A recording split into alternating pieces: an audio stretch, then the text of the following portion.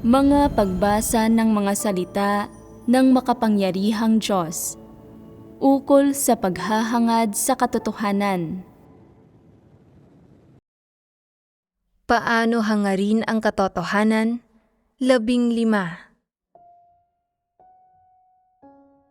Ang katatapos lang nating pagbahaginan ay ang pinakamalulubhang pagpapamalas ng pagiging kakatwa sa mga taong dyablo. Medyo mas madali para sa mga tao na kilatisin ang mga pagpapamalas na ito. Mayroon ding ilang pagpapamalas na medyo mas hindi malubha. Ibig sabihin, sa pang-araw-araw na buhay, madalas silang magkaroon ng ilang sukdulang kaisipan at pananaw at sukdulang pag-uugali at pagsasagawa. Ang mga kilos nila ay madalas na lumalampas sa saklaw na kayang tiisin ng normal na pagkatao. Halimbawa, kung may masabi o magawa silang mali, kinamumuhian nila ang sarili nila, sinasampal ang sarili nilang mukha, at pinarurusahan pa nga ang sarili nila sa pamamagitan ng hindi pagkain sa maghapon at hindi pagtulog sa gabi. Madalas silang gumamit ng mga sukdulang pamamaraan para parusahan ang kanilang laman. Ginagamit ito bilang paraan para ipakita ang determinasyon nilang itama ang kanilang mga pagkakamali. Maaaring payuhan sila ng isang tao. Hindi malulutas ang problema sa paggawa nito. Kailangan mo munang pagnilayan at kilalanin ang sarili mo batay sa mga salita ng Diyos. Pagkatapos, ay hanapin ang mga prinsipyo at landas ng pagsasagawa at saka lang magkakaroon ng unti-unting pagbabago. Ang pagbabago ng anumang uri ng tiwaling disposisyon ay hindi isang bagay na maaaring mangyari sa loob ng 1 o 2 araw. Nangangailangan ito ng isang partikular na haba ng panahon, kailangang mayroong isang proseso. Isa itong tumpak na pahayag, pero hindi nila ito tinatanggap ni isinasagawa. Hindi nila hinaharap ang iba't ibang problema batay sa mga katotohanang prinsipyo, kundi gumagamit sila ng mga sukdulang hakbang. Gaano sila kasukdulan? Bueno, madalas silang gumamit ng mga pamamaraang nakapipinsala sa sarili nilang laman at ng mga pamamaraang nagpapahirap sa sarili nila para lutasin ang mga problema. Hindi ba't sukdulan iyon? Ganito rin nila tratuhin ang iba, gumagamit ng mga sukdulang pamamaraan laban sa kanila. Gumagamit din sila ng mga sukdulang pamamaraan para harapin ang iba't ibang usapin. Halimbawa, sabihin nating isang babae ang madalas makaramdam na abalang-abala siya sa kanyang tungkulin at pakiramdam niya ay masyadong malaking abala ang paggugol ng oras sa pagpapagupit at paghuhugas ng kanyang buhok. Kaya kinalbo na lang niya ang sarili.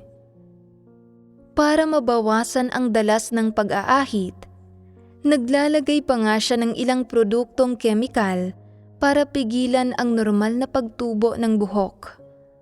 Hindi ba't sukdulan ito?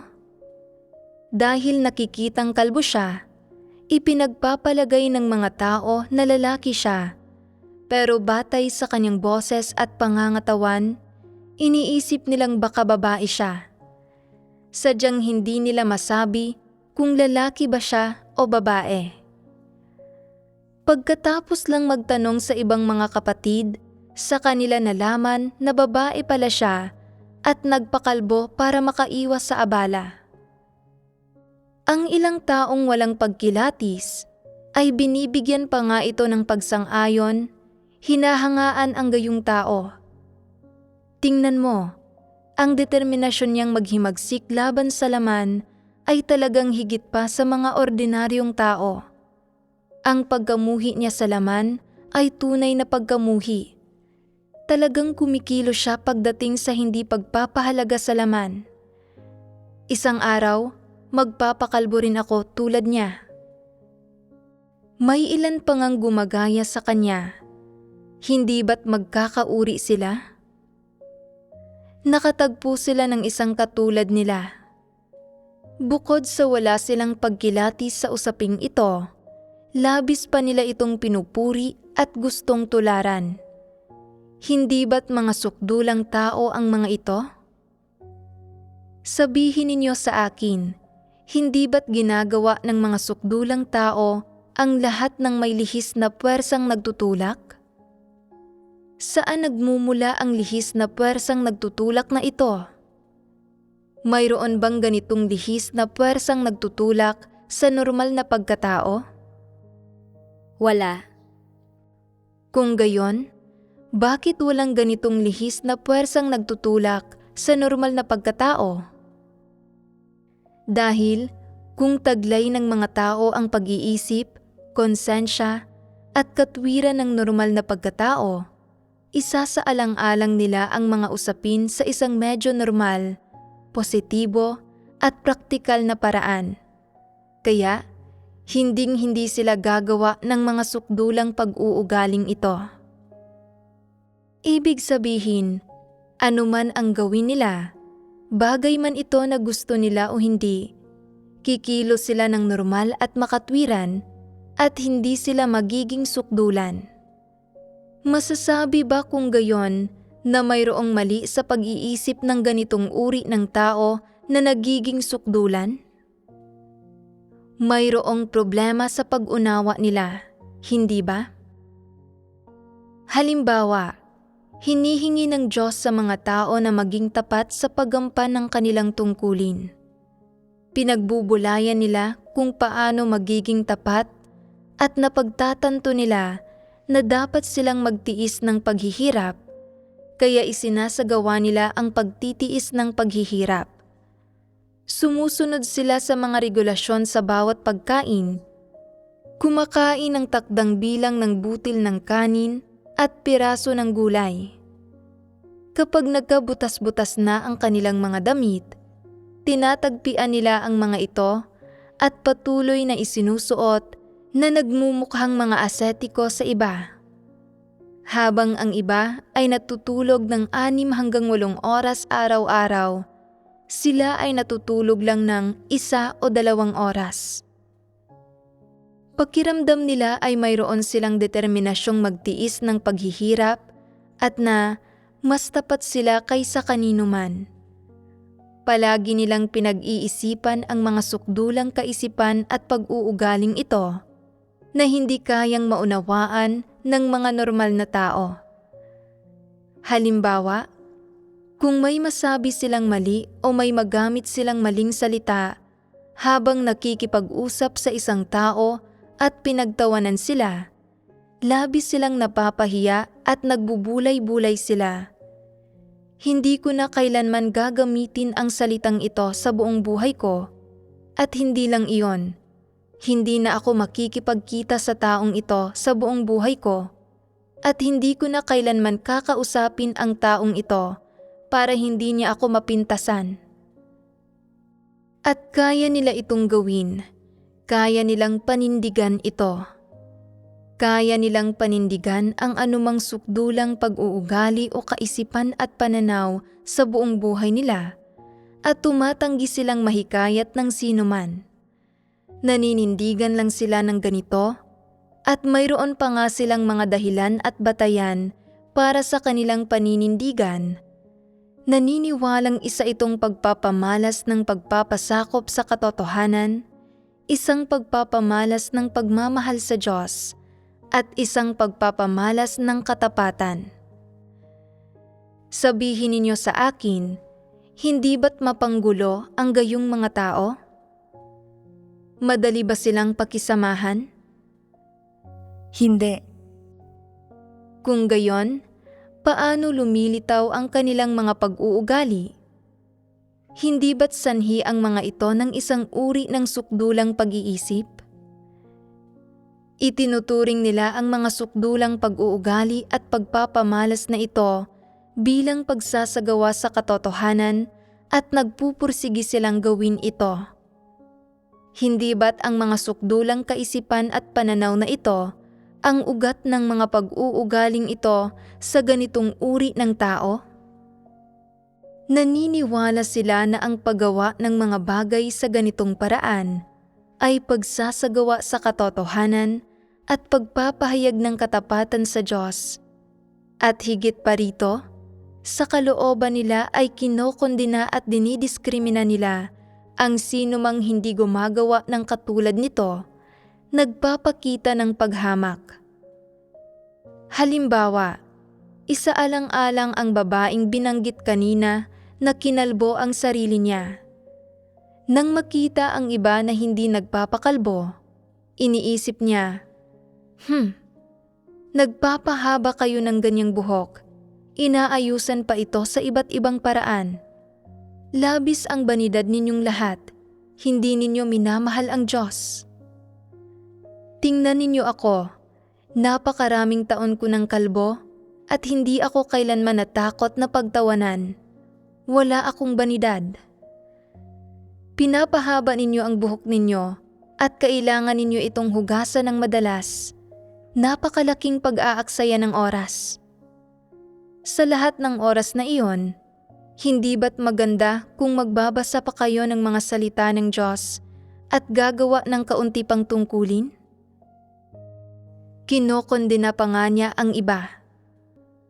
Ang ganitong uri ng tao ay nakikinig sa napakaraming salita ng Diyos at nakikinig sa mga sermon sa loob ng napakaraming taon, pero hindi pa rin niya nauunawaan kung ano ang katotohanan. Marami pa rin siyang sukdulang mga kaisipan at sa ilalim ng gabay ng maraming sukdulang kaisipang ito, nagpapakita siya ng maraming sukdulang pag-uugali, pagsasagawa at estilo, pagkatapos ay tinutukoy ang sarili niya bilang ang taong pinaka-nagmamahal sa Diyos at pinakatapat. Hindi ba't isa pa itong pagpapamalas ng pagkalihis? Ang pagiging sukdulan sa lahat ng bagay ay lihis.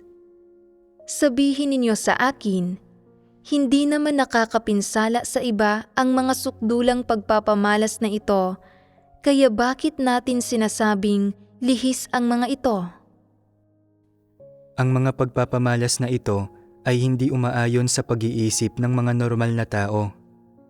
Hindi ito mga pag-uugali at pagsasagawang dapat taglayin ng mga normal na tao.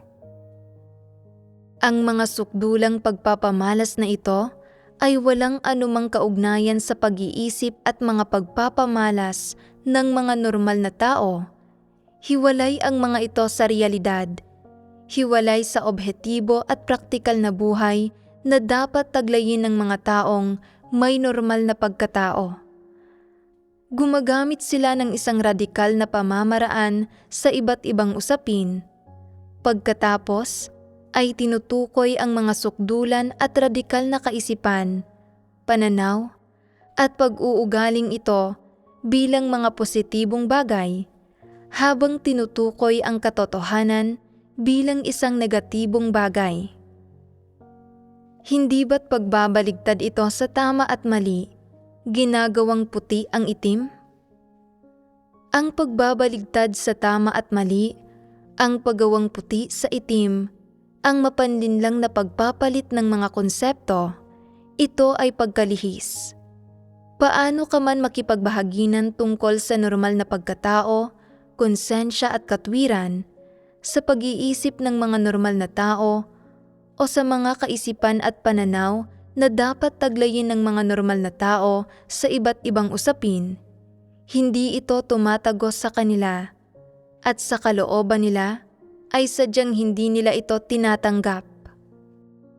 Bukod sa hindi pagtanggap dito, bumubuo pa nga sila ng ilang katawa-tawa at kakatwang pagsasagawa, pag-uugali, at maging mga kaisipan at pananaw na hiwalay sa landas ng normal na pagkatao. Ipinapatupad ang mga ito sa sarili nila at kasabay nito ay ginagamit ito bilang pamantayan sa pagsukat sa lahat ng tao, pangyayari at bagay. Naniniwala na ang anumang hindi umaayon sa kanilang mga sukdulang kaisipan, pananaw, at pag-uugali ay mali, habang ang anumang umaayon sa kanilang mga sukdulang kaisipan, pananaw at pag-uugali ay tama at umaayon sa katotohanan. Hindi ba't pagbabaligtad ito sa tama at mali? Hindi ba't ito ay paggawang puti sa itim? Hindi ba't mapanlinlang na pagpapalit ito ng mga konsepto? Isa pa itong pagpapamalas ng pagkalihis sa mga nagre-engkarnasyon mula sa mga dyablo. Ibig sabihin, hindi nila kailanman tinatanggap ang mga positibong bagay, kundi sa halip ay ipinapalabas nila ang mga hindi positibo o negatibong bagay bilang mga positibong bagay para tularan at gayahin ng mga tao, at sa gayon ay nakakamit ang layong ilayo ang mga tao sa Diyos. Isa rin itong uri ng sukdulang pag-uugali. May isa pang pagpapamalas ng pagkalihis ang mga taong dyablo. Hindi nila minamahal ang katotohanan kahit kaunti. Gusto nilang hangarin ang mga di-normal at sobrenatural na bagay. Palaging gustong bumuo ng isang hanay ng mga ganap na espiritual na teorya at kasabihan. Gusto pa ngang saliksikin ang batayan ng mga sobrenatural na usaping ito. Itinuturing nila ang mga bagay na ito bilang katotohanan, bilang mga gabay, direksyon, at layon para sa mga kilos sa pang-araw-araw na buhay. Ginagamit ang mga ito para harapin at husgahan ang lahat ng uri ng tao, pangyayari, at bagay. Halimbawa, kapag hindi maganda ang takbo ng mga bagay-bagay para sa kanila, inaalala nila kung ano ang mga napanaginipan nila noong nakaraang gabi. Kung mayroon bang anumang di-normal na penomenang naganap sa paligid nila, o kung mayroon bang anumang masasamang senyales, sinusubukang maghanap ng batayan doon para matukoy ang kanilang kapalaran. Ito ang mga uri ng bagay na palagi nilang hinahangad. Lalo na kapag nakakatagpo ng mga taong may malulubhang sakit, itinuturing nilang malas ang mga ito. Naniniwalang ang pakikisalamuha sa gayong mga tao ay sisipsip sa sarili nilang sigla at magdadala ng kamalasan. Kaya, pagkatapos makisalamuha sa gayong mga tao, madalas silang tumingin sa salamin para tingnan kung umitim ba ang noo nila o kung mayroon ba silang anyo ng kamalasan. Karaniwan, palagi nilang pinagbubulay-bulayan kung ano talaga ang magiging kapalaran nila. Sa tuwing mayroon silang libreng sandali, binubuklat nila ang lumang almanake o naghahanap sa internet ng mga kasabihan sa panghuhula. Ang isang panaginip nila o isang pamahiing narinig mula sa iba, kaya nilang gawing batayan ang lahat ng ito para husgahan kung maganda ba o masama ang kapalaran nila. Bagamat nananampalataya sila sa Diyos, hindi nila kailanman ginagamit ang mga salita ng Diyos bilang batayan sa pagtrato sa mga tao, pangyayari, at bagay sa paligid nila, ni hindi nila ginagamit ang katotohanan bilang batayan sa pagtrato sa bawat pangyayaring nagaganap sa paligid nila. Sa halip, palagi silang naghahanap ng ilang di pangkaraniwang pakiramdam. Halimbawa, kung medyo masama ang pakiramdam nila habang kumakanta isang araw, iniisip nila, pinipigilan ba ako ng Diyos? Ayaw ba ng Diyos na kumanta ako?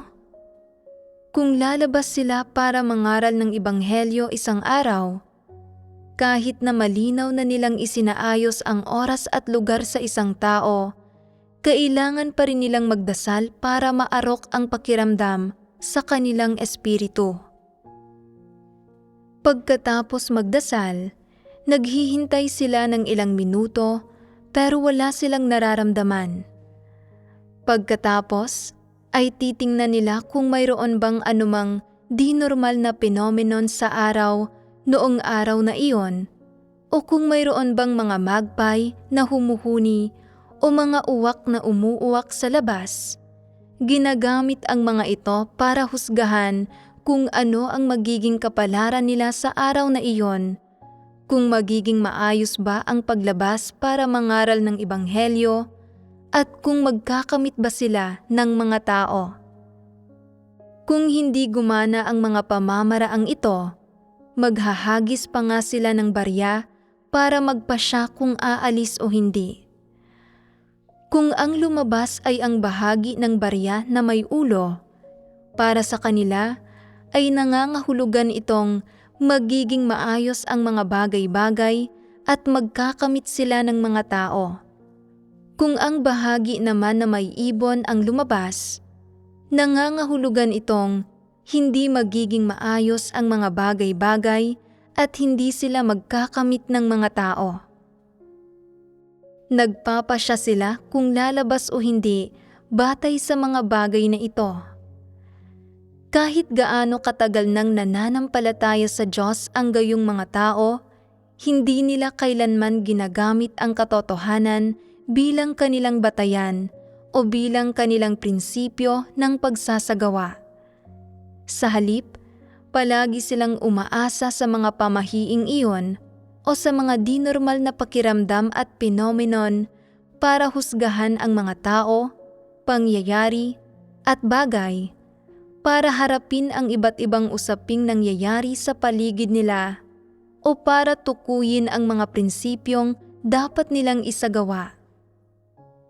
Palagi nilang hinahanap ang mga walang batayan, kakatwa, kakaiba at sobrenatural na pakiramdam na ito, at palagi silang kumikilos at namumuhay batay sa mga ito. Ang ilang tao, kapag nakakita ng isang itim na pusa paglabas nila, ay naniniwalang kumakatawan ito sa kamalasan at mas gugustuhin pa nilang antalahin ang mga usapin kaysa lumabas. Maaaring masiraan ng sasakyan ang ilan habang papunta para asikasuhin ang isang bagay, at naniniwala silang pinipigilan sila ng Diyos, na malas sila sa araw na iyon at na hindi na lang sana sila lumabas. Ang ilan na nakakakita ng kabaong kapag lumalabas ay naniniwalang magiging maswerte sila sa pera sa araw na iyon. Kapag gumagawa ng anuman, ang ganitong uri ng tao ay palaging naghahanap ng batayan sa isang uri ng mapamahiing kasabihan. Wala silang mga tumpak na prinsipyo ng pagsasagawa na batay sa katotohanan. Paano man makipagbahaginan ang iba o paano man isinasagawa ng sambahayan ng Diyos ang gawain, hindi sila kailanman natututong mamuhay at gumawa ayon sa mga katotohanang prinsipyo. Kung may ilang di normal na penomenong paminsan-minsang nangyayari sa bahay, tulad ng isang gripo na biglang nasisira at tumutulo, naghihinala sila na isa itong masamang pangitain. Kung isang bugso ng hangin ang paminsan-minsang nagbubukas ng bintana at nababasag ang salamin, pakiramdam nila, hindi normal ang bugso ng hangin ito. Tila isa itong tanda ng sakuna. Pinipigilan ba ako ng Diyos na lumabas? Kung nagninyebe kapag lumalabas sila, sinasabi nila, "Tingnan mo, nagnyebe sa sandaling lumabas ako." Madalas sabihin ng mga tao, ang mararangal na tao ay nakakaakit ng hangin at nyebe kapag lumalabas sila. Mukhang isa akong marangal na tao. Hindi ba't kalokohan ito? Ginagamit nila ang mga kakaiba at kakatwang kasabihang ito bilang batayan sa paghusga at pagpapasya sa lahat ng bagay.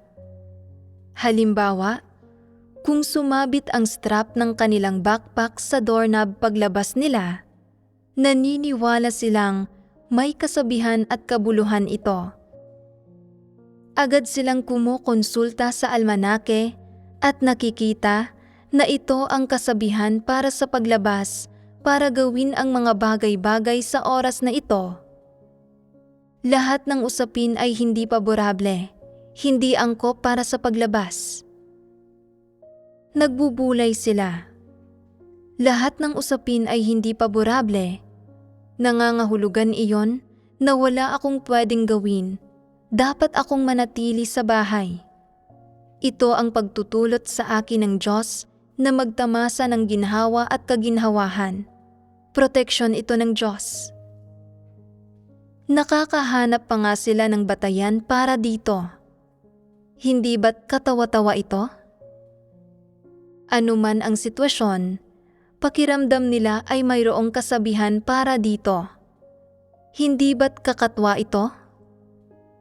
Ang lahat ng nangyayari sa paligid nila ay tinitingnan bilang isang kakatwang phenomenon at ang batayan para sa kanilang pagharap sa mga kakatwang phenomenon na ito ay lahat ng uri ng kakatwang kasabihan.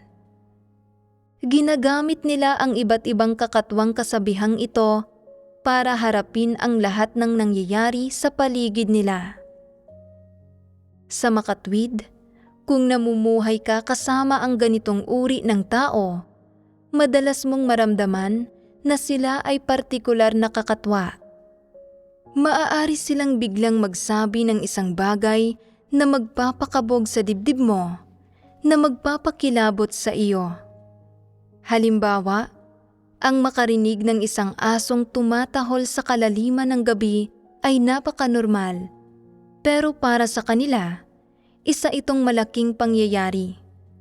Kailangan nilang maghanap ng impormasyon, bumaling sa panghuhula at pagbasa ng kapalaran para malaman kung anong kasabihan ang nagpapaliwanag sa pagtahol ng isang aso sa oras na iyon.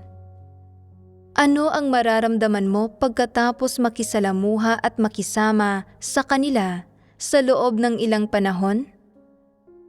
Tiyak na madalas kang magugulo ng ilang balighong kasabihan. Magkakaroon ka ba ng kapayapaan at kagalakan sa iyong puso? Kung walang kapayapaan at kagalakan, magiging balisa ka tulad nila. Kinakailangang maghanap ng kasabihan para sa lahat ng bagay. Habang naghahanap ka ng naghahanap, maglalaho ang Diyos sa iyong puso at ang mga pamahiing iyon na lang ang matitira sa puso mo. Nangangahulugan ito na ginugulo ka ng masasamang espiritu, mga dyablo at mga satanas, hanggang sa punto na ang iyong mga kaisipan ay nababagabag, ang iyong puso ay walang kapayapaan o kagalakan, ang iyong pag-iisip ay magulo, at nawawala sa iyo ang mga pagpapamalas ng normal na pagkatao. Ang normal na kaayusan at mga padron ng buhay ng mga tao ay nagiging ganap na magulo dahil sa magugulong kaisipan at magugulong kasabihang ito. Ano man ang mangyari, kaya itong ipaliwanag ng ganitong uri ng tao sa pamamagitan ng isang kakatwang kasabihan at sa huli ay harapin ito sa isang katawa-tawa at kakaibang paraan. Ito ay pagkalihis. Mayroon pa ngang ilang tao na pagkatapos mapungusan ng isang leader ay nagbubulay. Kaninang umaga, naramdaman kong may mali sa katawan ko. Habang naghihilamos, napansin kong maitim ang noo ko. Siya nga naman, napungusan ako ngayon. Tingnan mo, may mga palatandaan. Kaya, kailangan kong tumingin sa salamin araw-araw sa tuwing may libre akong sandali. Kung makita kong maitim ang noo ko, kailangan kong mag-ingat. Baka mapungusan ako, baka mabigo ako o hindi magtagumpay sa isang bagay. Kapag ang ilang tao ay lumalabas para mangaral ng ebanghelyo at nakikita na ang potensyal na tatanggap ng ebanghelyo ay isang medyo mabuting tao na may pusong nag-aasam at naghahanap, at kayang tanggapin ang katotohanan kapag ibinabahagi ito, bukod sa pagpapasalamat sa Diyos, nagbubulay-bulay rin sila. Kahapon, napanaginipan kong hinuhugasan ko ang mga paa ko sa isang bukal. Ang bukal na iyon ay kumakatawan sa kayamanan, at ang pagkakamit ng kayamanan ay kumakatawan sa pagkakamit ng isang tao sa pamamagitan ng pangangaral ng ebanghelyo. Kaya, para sa pagkakamit sa taong ito ngayon, dapat ko ring pasalamatan ang Diyos. Nagbigay na ang Diyos ng isang palatandaan. Anuman ang makaharap nila o anuman ang maramdaman nila, palagi nilang gustong tukuyin ang ugat na sanhi at palaging kailangang maghanap ng batayan. Naniniwala ang ilang tao sa pamahiing ang pagkibot ng kaliwang mata ay nagbabadya ng magandang kapalaran, subalit ang pagkibot ng kanang mata ay nagbabadya ng sakuna. At ginagamit ito bilang batayan para husgahan ang mga bagay na nangyayari sa kanila. Hindi sila kailanman nagsisikap sa katotohanan, ni hindi nila hinahanap ang katotohanan, at ginagamit ito bilang batayan para husgahan ang iba't ibang usapin. Ang kanilang puso ay ganap na puno ng iba't ibang kakatwa, katawa-tawa, kakaiba, at maging ng mga sobrenatural na kasabihan, kaisipan at pananaw, at mga maling pananampalataya at maling kaisipan. Nilalamon sila ng mga bagay na ito. Ang ilang tao ay mukhang normal sa panlabas. Ang kanilang buhay, gawain, at pakikisalamuha sa iba ay hindi nagpapakita ng anumang sukdulan, sobrenatural o kakatwang mga pagpapamalas. Gayunpaman, pagkatapos makisalamuha sa kanila sa loob ng mahabang panahon, natutuklasan ng isang tao na ang kanilang isipan at puso ay ganap na puno ng lahat ng uri ng katawa-tawa, kakaiba, at baluktot na mga mapamahiing kasabihan na nagmumula sa masasamang kalakaran, at ginagamit nila ang mga kasabihang ito bilang batayan para husgahan ang iba't ibang usaping nangyayari sa paligid nila. Kahit na kinikilala nila na ang mga bagay-bagay ay nasa ilalim ng kataas-taasang kapangyarihan, mga pagsasaayos, at proteksyon ng Diyos, naghahanap pa rin sila ng isang uri ng pamahiin bilang batayan para ipaliwanag ang gayong mga usapin. Binibigyang kahulugan ang kataas-taasang kapangyarihan at mga pagsasaayos ng Diyos gamit ang mga pamahiin. Hindi ba't pagkalihis ito? Pagkatapos makarinig ng napakaraming katotohanan, paanong hindi pa rin nila nauunawaan ang katotohanan? Hindi kayang tingnan ang mga problema gamit ang katotohanan, at hindi makapagsabi ng kahit isang bagay na umaayon sa katotohanan? Paanong ang kanilang puso ay walang katotohanan, at sa halip ay sinasakop at pinupuno ng mga maling pananampalataya, mga maling kaisipan, at mga pamahiing iyon? Hindi ba't pagkalihis ito? Sinasabi pa nga ng ilang tao, hindi mo dapat tapakan ang mga langgam. Ang isang langgam ay isa ring buhay na nilalang. Kung tatapakan mo ang isa at papatayin ito, at bumalik ito sa espiritual na mundo, at isumbong ka sa matandang lalaki sa langit, magdurusa ka ng ganti. Kung pumatay ka ng isang isda, at ang bibig nito ay nakabukas na nakaharap sa iyo, nangangahulugan iyon na inaakusahan ka nito. Hindi mo pwedeng kainin ang isdang iyon. Kung kakainin mo ito, magdurusa ka ng ganti. Ang pagpatay ng mga manok, aso, baka, baboy, lahat iyon ay pagkitil ng buhay. Magdurusa ka ng ganti para dito. Saan nila nakukuha ang mga maling pananampalataya at mga maling kaisipang ito? Hindi ba't naririnig nila ang mga ito mula sa masamang sangkatauhang ito? Namumulot sila ng isang kasabihan dito at isang kasabihan doon. Tinatanggap ang lahat ng ito at itinuturing pa nga ang mga kasabihang ito bilang pinakamatataas na utos. Itinuturing ang mga ito na kasing taas ng kalooban ng Diyos. Ang ilang tao, pagkatapos manampalataya sa Diyos sa loob ng ilang taon, ay nagsasabi pa rin ng mga bagay tulad ng, hindi ka pwedeng pumatay ng mga manok.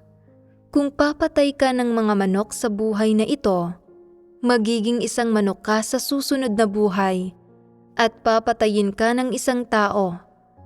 Kaya, hindi ka pwedeng kumitil ng buhay. Magdurusa ka ng ganti sa pagkitil ng buhay.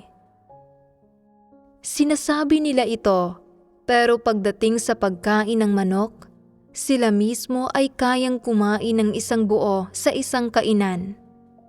Hindi ba't pagiging lihis ito? Sinasabi ng iba, hindi ka pwedeng magsuot ng mga balat ng hayop. Pagkatapos mamatay ng mga hayop, nakakaramdam pa rin ang kanilang mga kaluluwa. Kung magsusuot ka ng mga balat ng hayop, para ka na ring nagsuot ng kaluluwa ng hayop.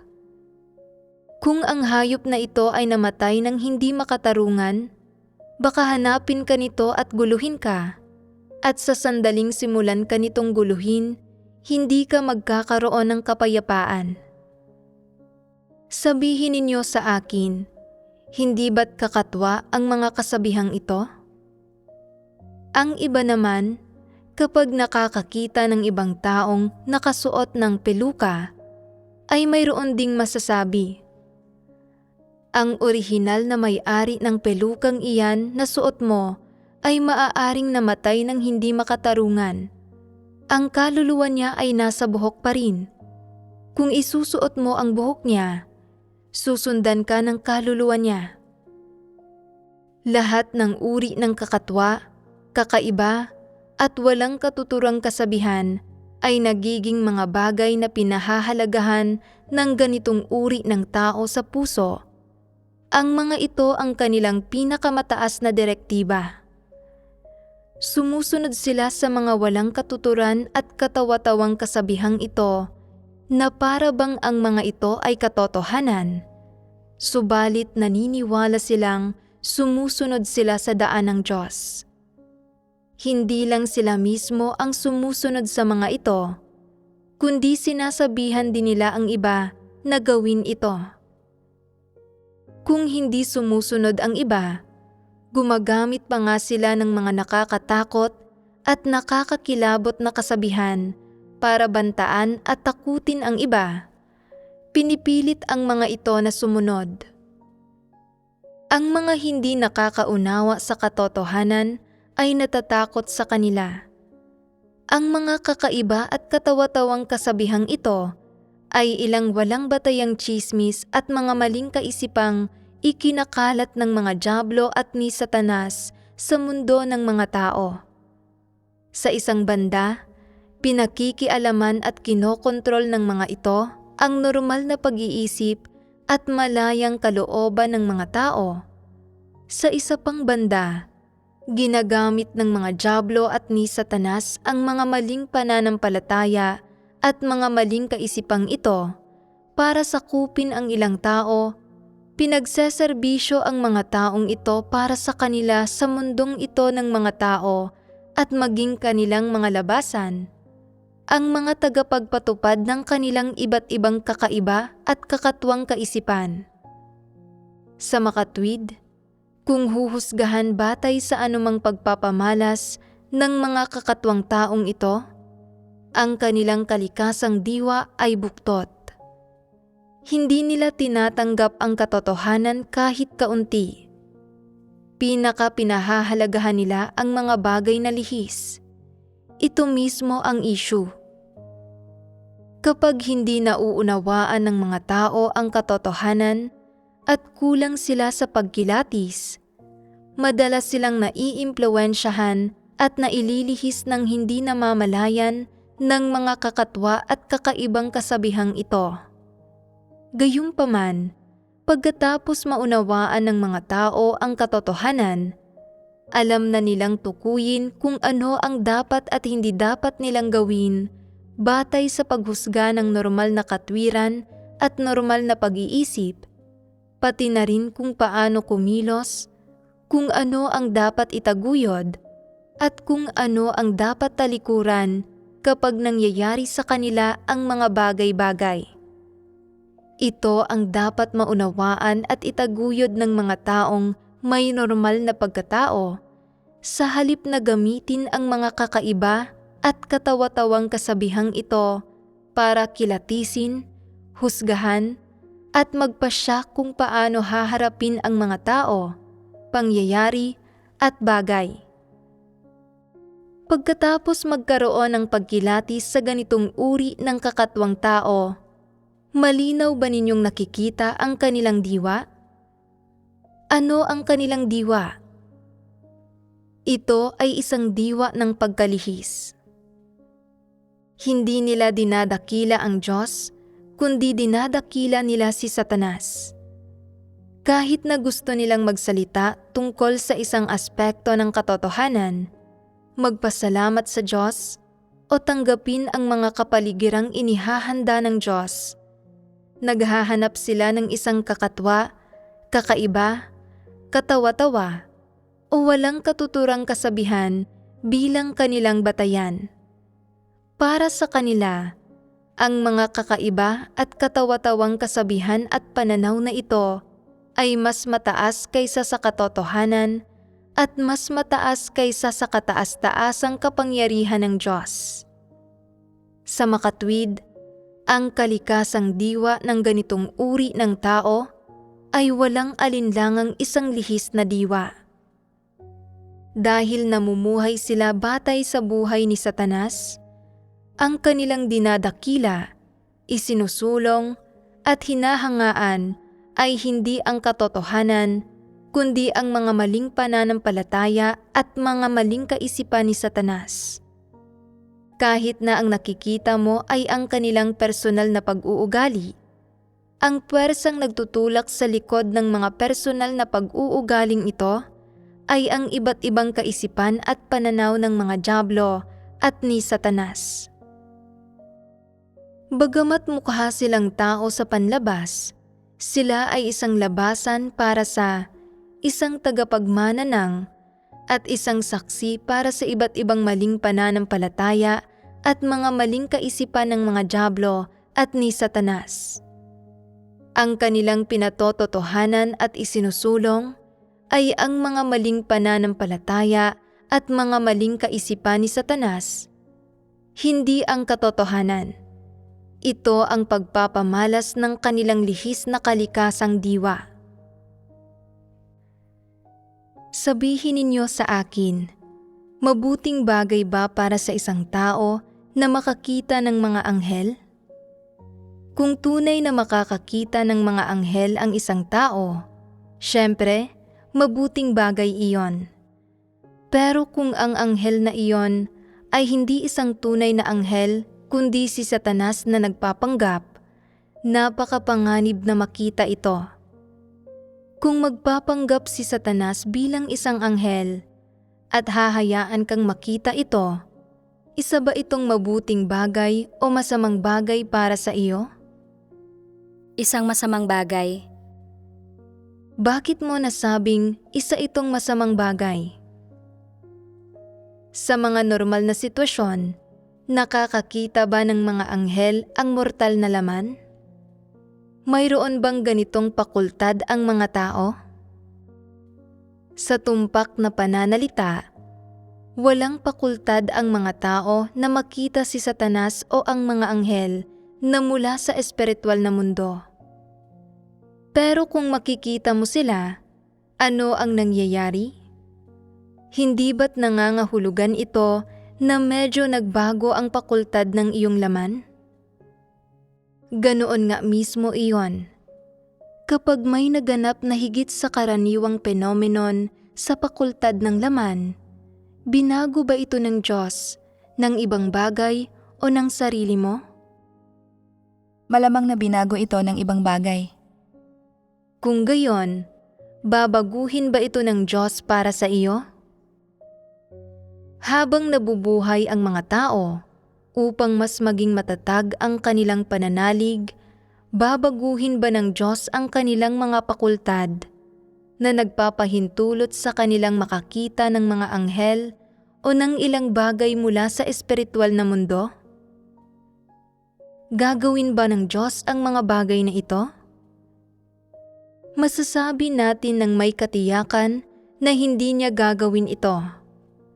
Bago magtamo ng kaligtasan ang isang tao, hinding-hindi gagawin ng Diyos ang mga bagay na ito.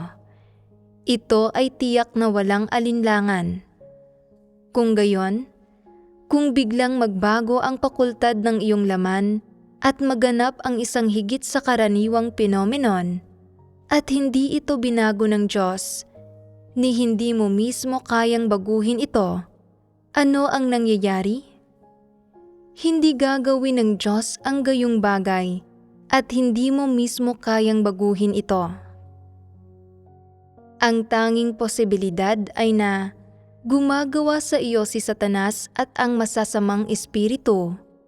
Ibig sabihin, iniligaw at kinontrol ka ni Satanas at ng masasamang espiritu na nagiging dahilan para gumawa ka ng mga sobrenatural na pagsasagawa na nagpapahintulot sa iyong makakita ng mga bagay na hindi nakikita ng mga normal na tao at makarinig ng mga salitang hindi naririnig ng mga normal na tao. Hinding-hindi ito isang mabuting bagay. Kung hahayaan ka ni Satanas na makakita ng mga bagay na hindi nakikita ng iba, ano ang layunin nito? Ito ba ay para palawakin ang iyong mga pananaw, para maniwala ka sa pag-iral ng espiritual na mundo, o para bigyan ka ng pananalig sa Diyos? Kapag ginagawa ito sa iyo ni Satanas, mayroon ba itong mabubuting intensyon o mabubuting motibo? Tiyak na wala. Ginagamit ni Satanas ang higit sa karaniwang pakultad mong ito para hayaan kang makakita ng ilang bagay na karaniwan mong hindi nakikita. Sa gayon, ay inaakit ka at ginagawa kang mas interesado sa mga usapin ng espiritual na mundo.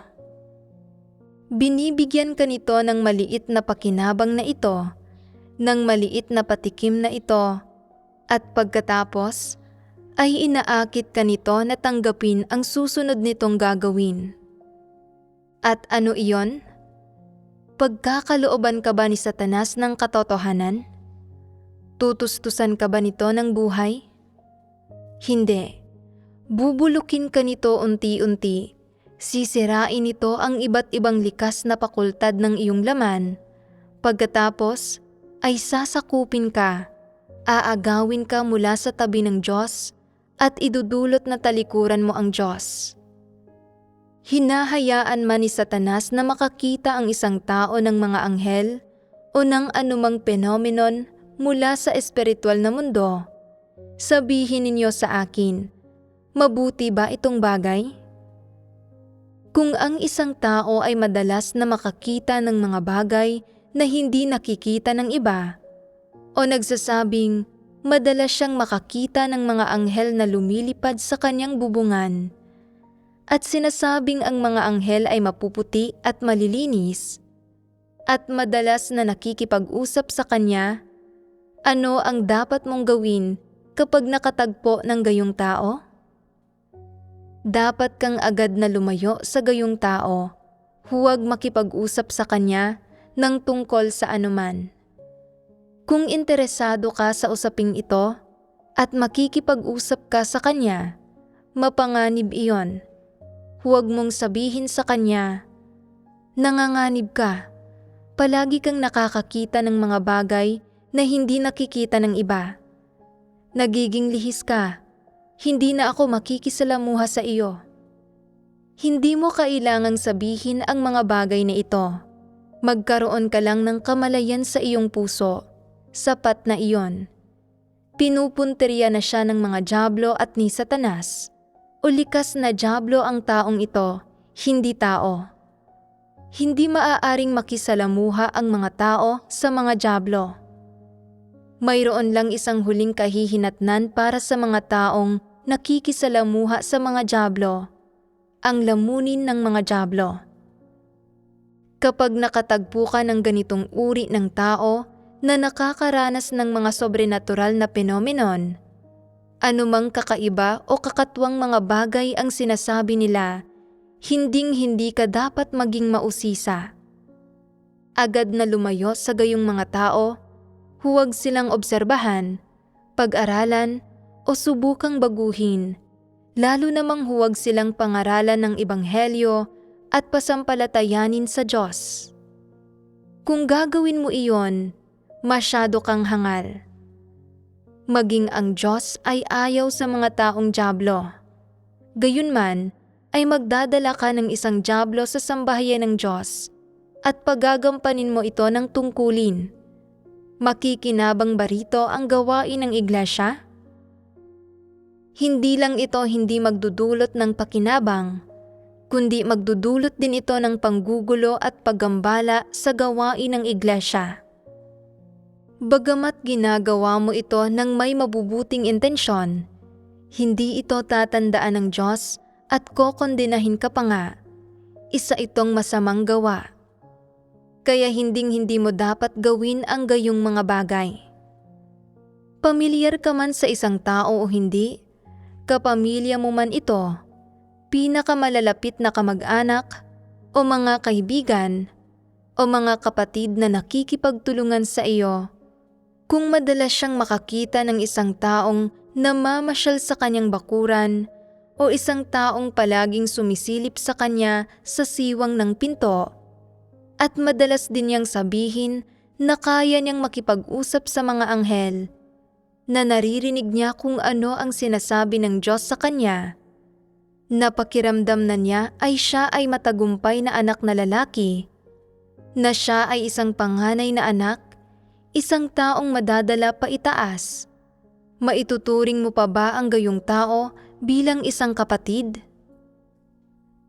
Dapat maging malinaw kayo sa inyong puso. Huwag ninyong pagkamalan ang gayong mga tao na mga kapatid. Huwag kayong maging hangal. Kung hangal ka, at sa sandaling makita ang gayong mga tao, ay iisipin mo, sila ay mga mananagumpay, mga panganay na anak, mga taong na perpekto. Taglay nila ang katotohanan, dapat akong mapalapit sa kanila. Kung gayon ay hindi ka lang nanganganib, madali ka ring maililigaw nila na magdudulot ng gulo. Hindi mo kayang kilatisin ang mga tao o matarok ang kanilang kalikasang diwa. Gagawin ba ng Diyos ang ganoong uri ng gawain? Hindi inililigtas ng Diyos ang mga dyablo at mga satanas.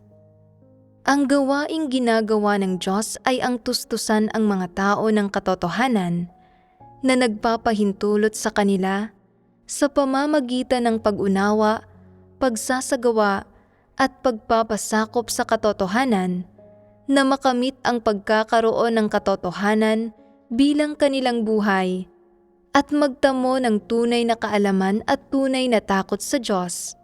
Sa gayon, ay ganap na nakakalaya mula sa impluwensya ni Satanas at nagtatamo ng kaligtasan. Ito ang gawaing ginagawa ng Diyos. Tanging ang katotohanan ang makapagliligtas sa mga tao, hindi ang anumang kakatwang kasabihan, mga maling pananampalataya o mga maling kaisipan. Ang mga maling pananampalataya at mga maling kaisipang ito ay walang anumang kaugnayan sa katotohanan. Kaya lang ng mga ito na iligaw at gawing tiwali ang mga tao, at hinding-hindi mabibigyang kakayahan ng mga ito ang mga tao na matamo ang kaligtasan.